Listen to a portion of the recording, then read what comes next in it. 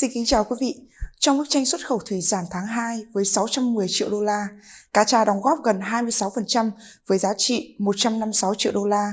So với cùng kỳ, dù xuất khẩu cá tra vẫn thấp hơn 9%, nhưng bối cảnh lạm phát làm nhu cầu giảm và giá nhập khẩu giảm thì doanh số của tháng 2 cũng là một dấu hiệu tích cực.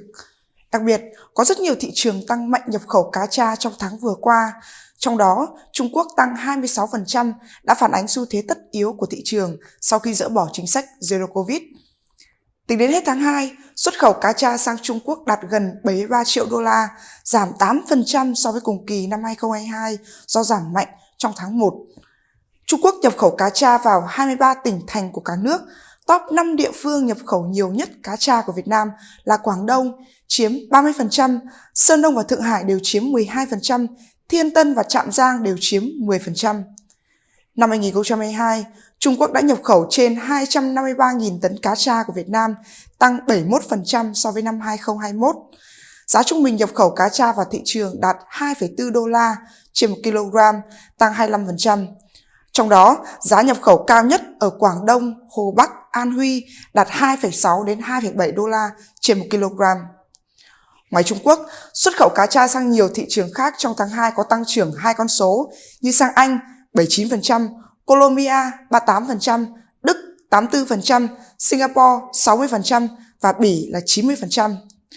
Một số thị trường đã tăng trưởng đột phá 3 con số như sang Ả Rập Xê Út tăng 110%, Bồ Đào Nha tăng 228%, Iraq 322%.